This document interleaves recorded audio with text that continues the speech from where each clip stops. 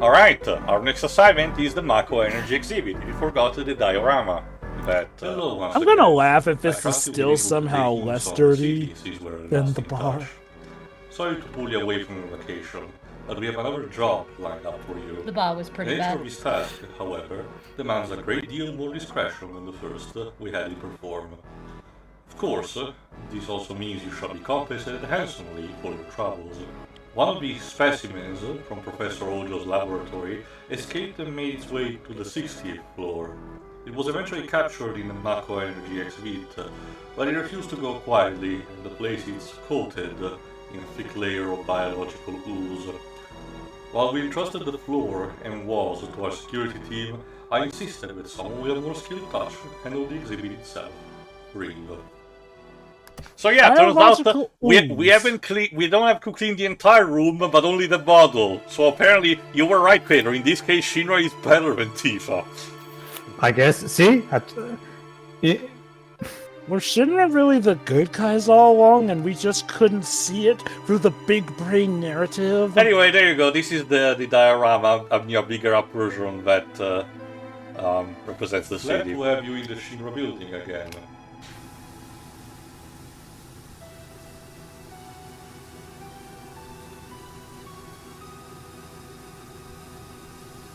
Good to be back.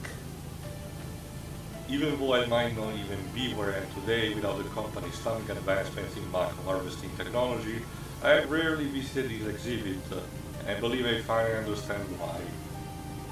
It's all a lie. The system has been lying to you. Come face to face with the fact that what this city has become is no longer what I hoped it would be. Boy, people Sir, just treat a power wash like a bartender. Sir, I'm at just this doing my point. job. I don't need trauma dumping. Terrible darkness has settled over Midgar, and who knows where it will live. But I digress. It's tragic, yes, but I just love it. Like both And remember, Avalanche and this is before the Sector 7 play drops. So already Reeve apparently had some, some existential dread. Poor bastard. I guess given how Shinra tended to handle a lot of things, I can't blame him. Like, he seemed to be, like, quite possibly the closest thing to a sane man in that operation. So yeah, for the time being, let's focus on the border one, on the border. We'll get to the juicy detail inside, but again, the gist is that, for this operation, it's like you're literally cleaning away Midgar from its dirt. It's clever. Oh. It's a clever metaphor boy. for the plot of 7, where you are clearing Midgar of the corruption. Oh boy, we get the most repetitive song. Wait, what? Well, Remember when we recorded our playthrough for the original version, I distinctly stated that this song got a bit repetitive, especially for how long we heard it. I actually forgot about that. It might have been also because, I did not, I spent maybe a bit too much time on the climbing, Again, my original run is still technically something that I consider okay, but something that, which I made a lot of mistakes in it between, lack of editing and stuff, and not recording things, so there's that. Not to the point of re-recording it, but could have done better, basically. I know that we might potentially do a relook at that game if we ever do, it will be for me recording the, the new threats mod for the PC version, because that actually does revamp the story a bit, gives a better translation, and adds new content, so it justifies a bit, because again, between the remake version and Ever Crisis and stuff like this, allow me to explain the general layout of Midgar. Not like I've been traveling through the place, but okay.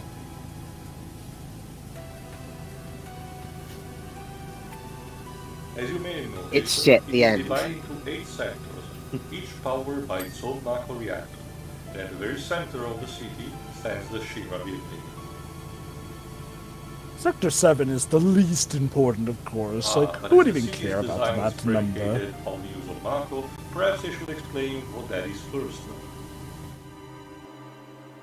Okay. Fascinating. Basically, with all of these different versions, Joba, it's like having to see the Waynes getting shot. There's only so much time you can actually show it before it gets too repetitive. So, again, That is That is true, and like, well, and honestly, I do get it. Like, there is some stuff that maybe could have been refined from our original 7 run, but it still is our run. And Maybe it's fine. one time, but again, I'd rather, when it comes to Final Fantasy related content, and just prefer to just showcase, new stuff that we haven't seen yet. That's fair, and it does sound like that mod could potentially cover 2 birds with 1 stone, but only if we really get to a point where that's like, convenient to do. Normally I'd say the remake would suffice, but again, at this point, I think we're all aware that the remake is kind of leaning more towards being a sequel than a remake. Right, not that it doesn't properly remake the stuff good. sectors and the reactors. Again, this model is pretty neat. I don't remember if this was in a remake. I know that there was something like that, but I don't remember if it was a physical object or it was reserved to one of the holographic presentations. It would be cool if this thing is based off of a model used for an aerial shot of Midgar, actually. Okay, might be a low poly version, who knows. If you forgot, in the original game, what you were supposed to do was to collect different parts of the diorama and reconnecting it, because for some reason the Shinra staff forgot to put it together, and then apparently one of them contained the key card to one of the upper floors. Because it's a genius puzzle! Shinra knows the best way to hide this stuff. In a puzzle that a kid could arguably solve. Also, I might as well talk about now something that I haven't done before in terms of which version I'm using the performance. Well, I mentioned for the controls, so you guessed it already, but I'm using the PC version. Originally I wanted to record the PS4 version, since that one was generously given for free as part of the PlayStation Plus monthly program a few months ago by the time recording this. Hold on. Mako is a substance that grows under the surface of the planet. Ergo, their version of nuclear energy.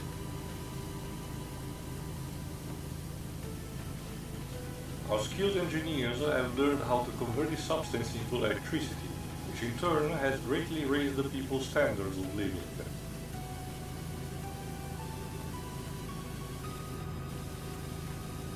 I hope this innovation will allow Midgar to become a veritable utopia.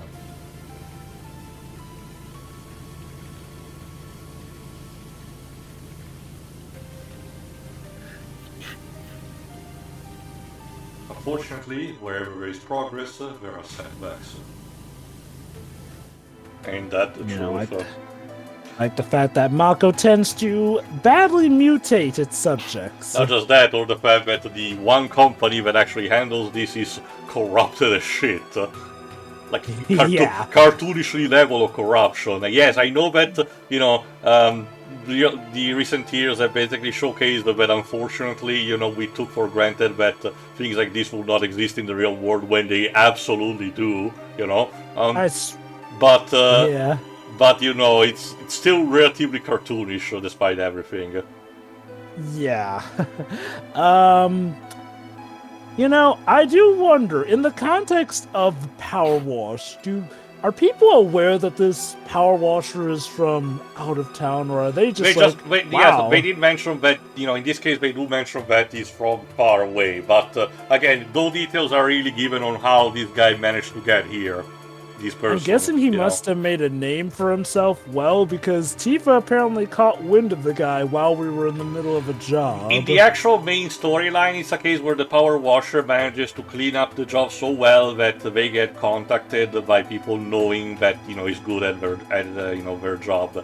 Anyway, just to finish quickly, again, unfortunately I tried recording the PS4 version, since we given generously at the monthly update of PlayStation Plus, but unfortunately I argue it's not super well optimized, and as I mentioned in the Nintendo Direct, I kind of dread to see how the Switch version performs, so I stuck with the PC version, which runs very well. Unfortunately, YouTube compression did not did this game many favors, but I can assure you that if you actually run it on your PC, you're actually having probably a good time in how this game renders and performs.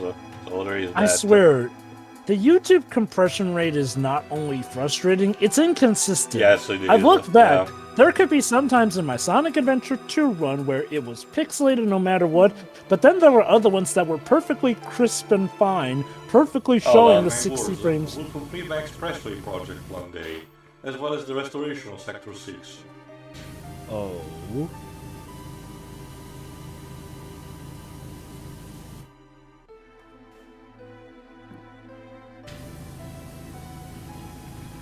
want is to make life better for everyone in Midgar, especially those in the Undercity.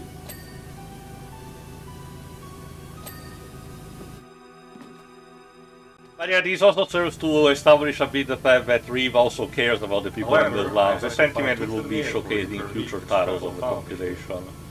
Right, Sector 6, as we recall, was like the bad side of Midgar. So again, the it's fact not that he was explained focusing on directly in the game, a bit more in Remake, admittedly. But yeah, Sector 6 was devastated by, you know, malfunctioning machines. This is why there's not the upper plate over that. Instead, it's right there open, and the slums are reducing that kind of state, you know. Well, Sector 5, between Sector 5 and 6 more than anything. But yeah, my point is, you know, I'm recording the PC version, and it doesn't have that many requirements being an indie and everything, which does remind me, after the party is over, I'm gonna mention the other games that the Square Enix Collective actually did for the sake of fairness, you know, since I actually bothered to check which one of them were done in the meantime. It's a bit more than I thought initially, but it's still, and it's probably still a bit more than what happened with the EA in the initiative. But only a few of them, you know, got highlighted. One of them, Shira, the more recent, you know it, which is called Little Goody Two Shoes, which you did told about it to us recently. Regarding what you mentioned about how the PowerWash Simulator got known, now you have me imagining that Reeve, using covert methods, secretly told Avalanche about this power washer, which is why we get the call during the job for Heidegger. Yeah, not directly, but maybe left Kate Sif, you know, spy basically spreading word around in the slums. It could be possible. However, remind me, you also get, well, okay, not immediately, but you do get a reminder of exactly where in the timeline this is supposed to take place. After all, the Scorpion Sentinel was employed, you know, had not been employed just yet. So once you're about close to get to 80%, if I recall correctly, it should be happening any minute now. So I'm guessing that the lines are triggered by your percentage, basically. Yeah, again, 20, 80, and stuff like that. But when you get close to 80%, this happens. What the heck?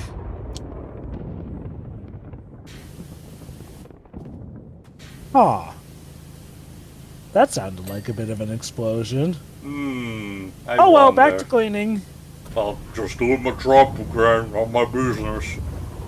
Wouldn't it be funny if actually the power washer ends up in the middle of one of the battles from 7? Just as a poor innocent bystander. Did you hear that? It sounded like an explosion. No, Reeve, it's just the Northern Lights. I see that. No.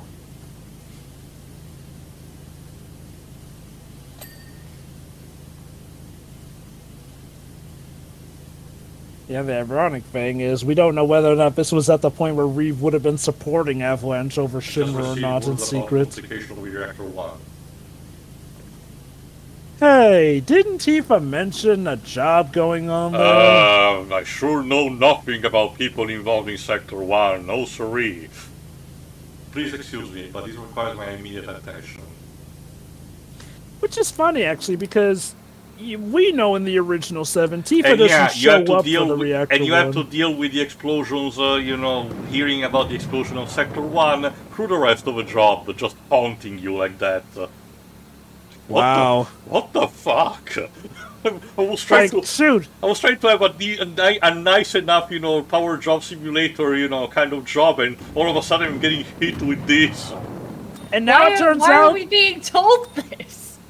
Well, maybe it's to make you feel guilty because your clients from the previous job may be responsible for this recent travesty. Again, I honestly, my head canon is that Reeve just wanted someone to talk with. I can't believe that, considering the co-workers he has to deal with. And I'm a power washer, not your therapist. And remember, well, there you go, Shiroi. There you go, Shiroi. That's the answer. The reason nobody in this universe gets therapy is because they all vent to this guy. And remember, Jova, in Remake Part 1, Reeve actively tries to prevent the Sector 7 destruction by sending Kate Sif, but it's too late. Which actually makes me wonder, how do you feel about the change in the remake where they make it that Shinra themselves actually you activate the explosion. On one because hand, the it bomb kind of makes failed. sense on the actual explosive level because it kind of feels odd that Jesse will be able to bring up something that will be able to cause that kind of chain reaction. On the other, it's kind of a cop-out to, you know, absolve Avalanche from their, you know, and their actual actions of killing people, you know, which is what a plot point where Casey confronted Barrett to, and Barrett was actually ashamed of. Again, the idea of what we're gonna do for part 3 is gonna be that's still gonna happen, but Casey will tell the truth and tell him that, you know, he doesn't have to feel guilty about it. It's more of a, I can see where they're coming from, but at the same time, it kind of seems to remove, you know, an actual responsibility from the shoulders of our character. Which was showcased in early on that they were so having hubris that they were willing to make mistakes, you know. It's also a bit jarring because, like you mentioned, the remake actually did go out of its way to sort of tie them to Scientology, which you think would be, okay, a way to show that even if they're not the clear bad guys, they definitely aren't all good, but no, they do that, but absolve them of the more shifty and guilty things, essentially. Again, it's a debate that I think will probably require all the context for all 3 games, you know, when they eventually, you know, are complete, if, hopefully.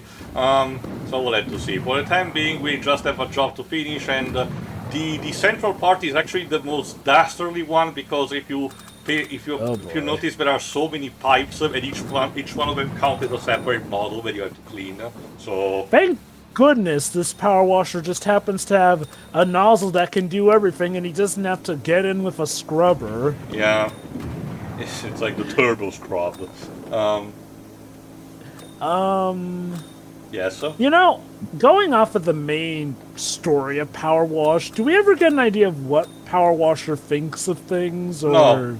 No, but okay. we just know, again, we're kind of still operating on old school FPS mentality. Silent protagonist, you know, who just does their job, you know, and doesn't walk softly and carries a big power wash in this case.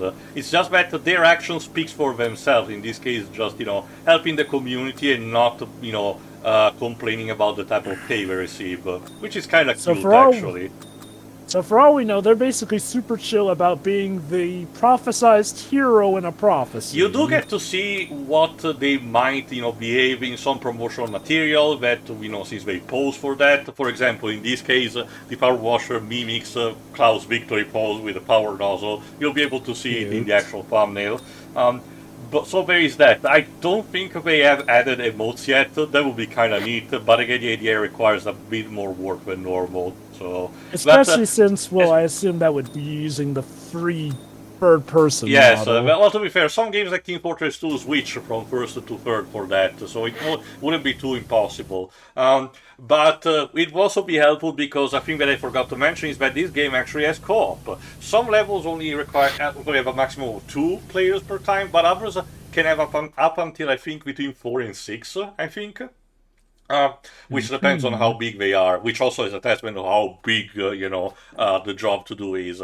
But again, it's kind of pretty neat, and you can host the session or join one. Again, all of this is treated like an actual FPS in terms of all of its mechanics, except you're not killing anyone, you're actually instead improving things by cleaning things. It's very neat. Alright, where's that damn final piping? Where's that damn dirty spot? Cleaning all this is like taking candies from a baby, which is fine by me. Fine by me. There we go. We're done. Wait, game over? That's because, again, of the bomb being so more saddened. We failed, no! It's more somber than anything situation, even my Easter replay. Public security believes the incident at Reactor 1 was the work of eco-terrorists known as Avalanche. I can't imagine why anyone would endanger the lives of their fellow citizens, least of all those who claim to respect all life. But conversely, perhaps Shinra needs to ask itself where its fault in all these lies. Forgive me, this isn't your problem. Instead, let me congratulate you on another job well done. It's always a pleasure working with you. I wish you the best of luck in your future endeavors. Wait, we're fired? Yeah, yes, well, yes, no, yes. because we have one last job, the Airbuster. Yes, we're concluding with the Airbuster. The Airbuster. That's what WWE say whenever they fire somebody. For an urgent and classified cleaning operation. I'll be brief. Our unstoppable new Airbuster has been undergoing intensive durability tests. We've thrown everything at it. Advanced ballistics, concrete walls, Hojo's hideous beasts, and there's nothing it can't endure. We've even covered it in liquid Mako and it still works. I just don't want like me. Fools won't be able to put a because you're you. Have you ever As seen this a mirror? prototype is to be our new flagship model. Hey Hojo, You how want about to you work clean about every treating your square son inch better, of it. then we'll I talk. will not I have a wait son. until I'm not looking like paying some child dingy support. antique in a swap meet. That is exactly something he would say. But yeah, no.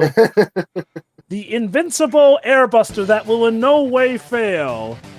Let's do it. This is not, if you remember, in the remake, it was actually constructed as you were actually going through the dungeon, so I guess it's like a was prototype. destroyed by an ex-soldier for hire. But Heidegger, he wasn't. Never mind. No. As far as we know, he was. That's what the hooded ghosts say.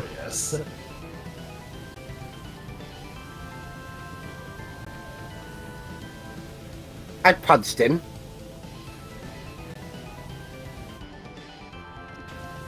I find it hilarious that long-haired lunatic doesn't think his precious creations are next. Seriously, why do we keep that fool around? Well, he did help create Sephiroth, so... Alright, for this final job, again, this is still, I argue it's even easier compared to the Scorpion Sentinel, believe it or not. Sure, Yeah. it does require a bit more patience because there are, more micro components for you to do, and the gimmick is that in this case, instead of the arms, your command makes it open two cavities. One, the big bomber core, the launcher. If you forgot in the remake, if you allow the Airbuster to use the big bomber, it open up the lower part and shoots there. And the actual core, where it shoots instead the chest laser. So you can actually have both of them open, as we'll showcase. You see, Tio, in reality, Avalanche actually did make some modifications, but in the process, it got dirty. So what you're seeing is the power washer working at super speed to clean this up right in time for the Avalanche fight. Well, it surprised me. You see, guys, the power washer was there all along. Again, He died in the aside from this, I haven't really found any particular, something Phasmophobia. I don't find any particular contradictions. So again, for all intents and purposes, this could be canon because it's just harmless stuff that was happening. And hey, given how comedically fast he moves in the replays, it would be funny to think he was just like, oh crap, I'm on the clock, okay, gotta get this ready for the battle. That's another thing that I forgot to mention. You can also spend the in-game money, again, no microtransactions, just in-game money, to purchase instead the skins for both your power washing suit, different colors and everything, and the actual power washer that you have. The only reason I haven't put them up yet is because unfortunately they get reset with each mission, so every time we'll have to pull up the menu and re-equip them again instead of having a loadout. In a way, yeah, that sounds like it sucks. Right into my More annoying than anything.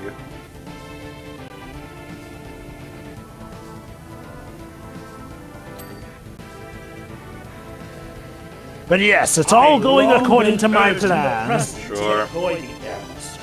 But to no avail. He's stupid.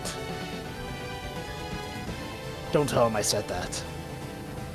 Thanks to these pesky gnats buzzing about Shinra's ear, however, he finally decided to sign off on it. I originally wanted to target Hojo, but he said no.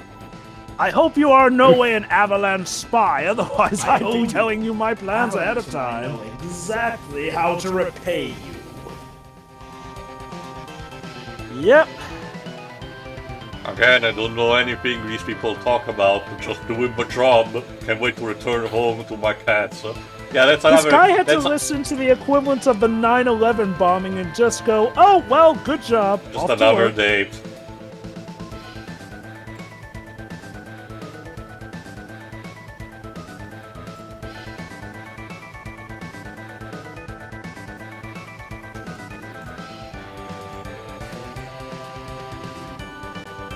There seems to be a lot of indie games that focus on cats, I've noticed. Well, depends. If your Undertale is more about dogs more than anything. It's just like cats are more unless prone to memes, so unless you're doing the Switch version, which gives us Meow Meow Kissy. Also, well, while not an actual animal but a mythological creature, one thing that I found very consistent for some reason is for indie games to have instead gnomes in it. And every time they show up, they are a pain in the ass. Is that like, okay, I know that in the original folklore they were not exactly the super anti-sanitized version like, you know, David the gnome, like the series or the books, you know, but they were not, you know, willing to just beat the shit out of you or something. I know that in some folklores, like the Iberian Duende, they actually apparently are more mischievous. Apparently, from what I heard, Pedro, even in your country has a version of that. But not usually the typical other European one. Weird. There you go. Also, yeah, it's super cool that you have to clean the central, you know, moving mechanism. Yeah.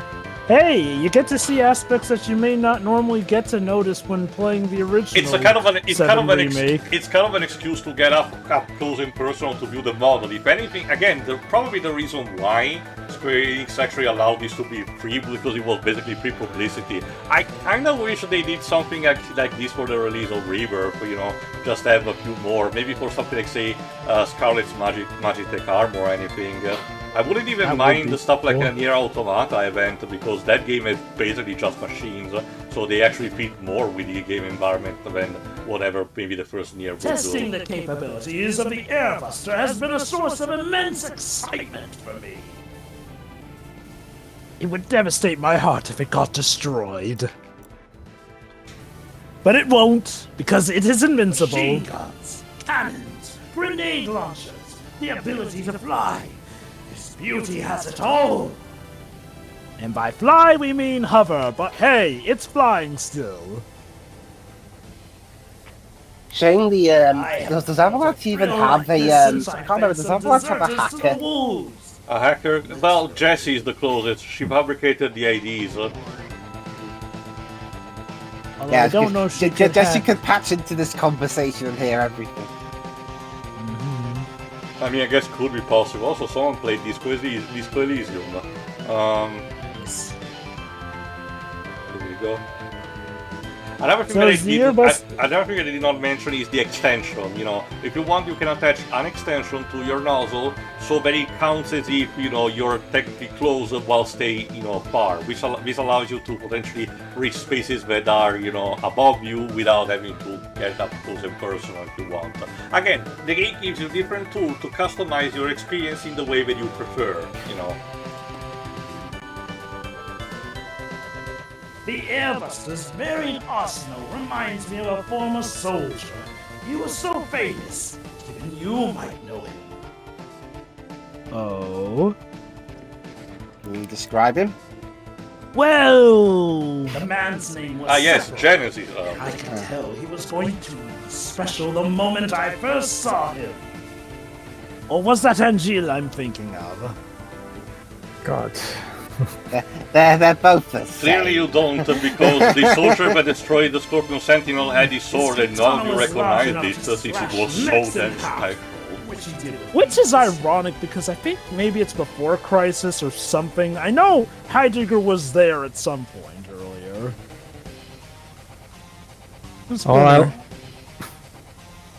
All I want to do is take Genesis' book and shove it down his throat. You know what? I agree. Genesis Every time. Look, Genesis is, in my opinion, the worst FF7 character. No kidding. Like, 90% of his quotes, 90% of his lines are actual quotes from the book. Like, he barely has any lines of dialogue.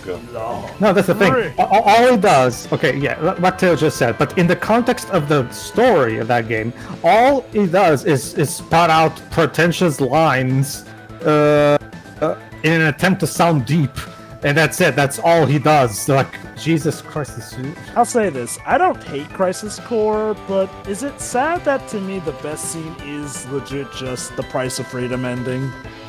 Well, yeah, obviously. That's the thing, Joe. But yes, everybody remembers the ending of Crisis Core, but if you actually try to watch the rest of the story, you'll realize, man, Jesus Christ, there's a reason why people only remember the ending of that game. I will not elaborate that much just to avoid too many spoilers, but I did not mind too much on Gilles' death. Yes, the character is deeply flawed, but I think, his demise is actually one of the better parts of the game. I feel like Crisis Core is a game full of good ideas. Which honestly reflects the mentality of Square at the time, where the only way they could actually, milk actual, reaction to their fans was to basically kill off characters in very tragic ways. Ugh. Again, I still have I'm still kind of mixed with the way the 12th cycle in the Dissidia Mythos actually ends. If you play Dissidia Duodecim, you know what I'm talking about. But thankfully things got better by the time of NT, but it still left a sour taste. Crisis Core is a game that, it's kind of, ironically, to me, it's a similar case with Kingdom Hearts Birth by Sleep. I get it. You're a prequel. A lot of people have to have bad stuff happen to them for the series to happen, but Jesus Christ, the way they go about doing it is so melodramatic and, if you ask me, forced it. Again, it really reflects the period it was made. After Sephiroth went missing 5 years ago, we, and the entirety of Midgar, felt his loss. Let's just hope he doesn't come back crazy and try and kill us all. He fought that in the war against Wutai, and the people absolutely adored him, even more than they do our mascot Stamp. And Stamp's insanely popular.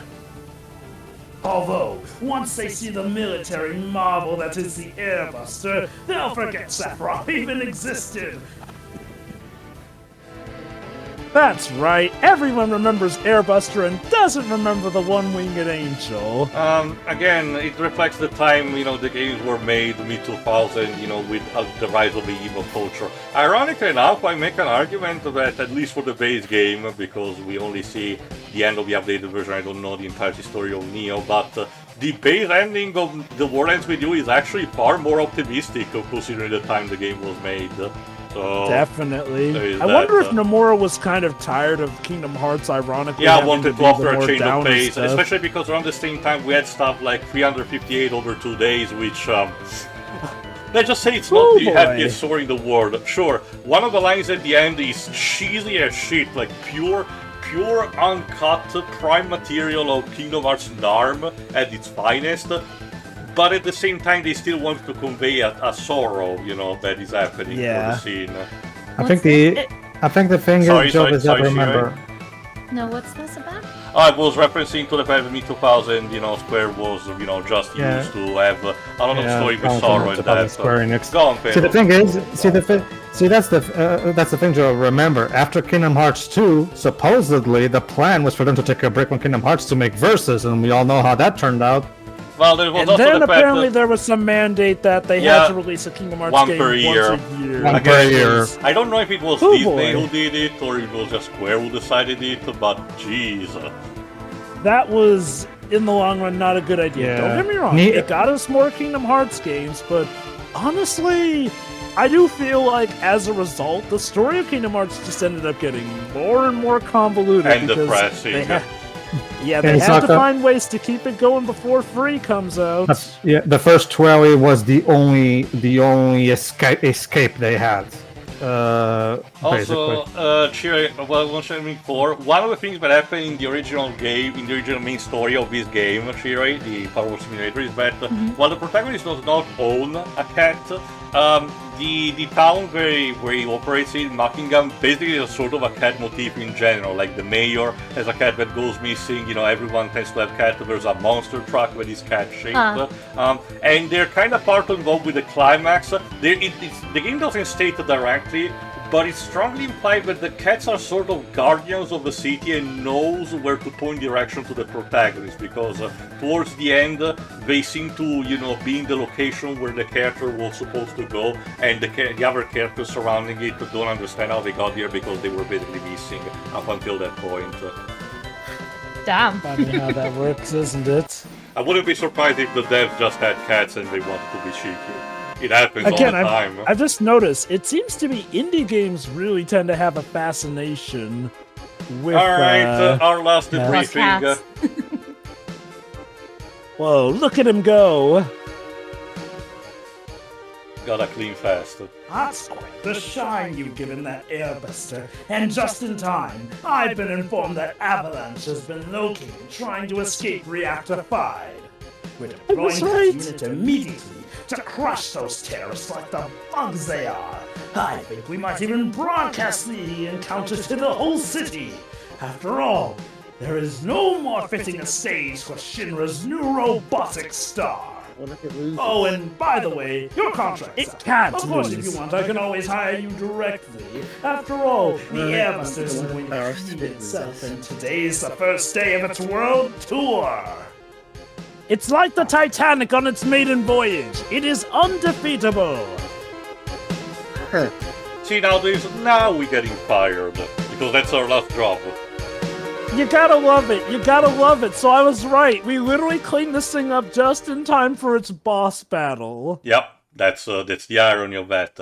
So that's it. Wait, Again, a If relatively it takes, simple if it took longer, package. they would have escaped the thing. Okay, before we end, just to mention very quickly the Square Enix Collective catalog. The first one was Goetia, point-and-click game. Then the Turing Test, a puzzle game in first person, similar to stuff like the Talos Principle.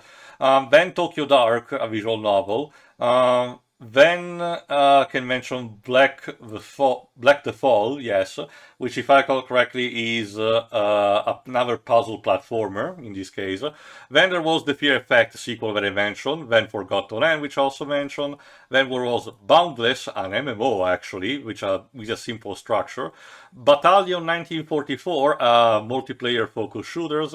Circuit Superstars, a racing game. This one, and more recently last year, Good Little Goody Two Shoes, which combines RPG with, if I understand correctly, also visual novel elements. Again, the collective is still going to these days. It's just that only PowerWash Simulator has managed to get raise up from the mold. But it's still nice that big companies are still doing initiatives like this. This and EA, for example, because again, the EA India has the distinction of being the one set of games that EA is actually treating fairly and nicely instead of actually mercilessly slaughtering their studios. Go figure, I guess. Maybe it's a contractual thing. But anyway, that's it for this package of PowerWash Simulator. I hope everyone enjoyed the madness of our brave Power Washer cleaning things up. Maybe in the future I will do the Tomb Raider pack or something else. Who knows? We'll have to see. For the time being, stay tuned for more FS7 related content. See ya. See you then. Hi. See ya.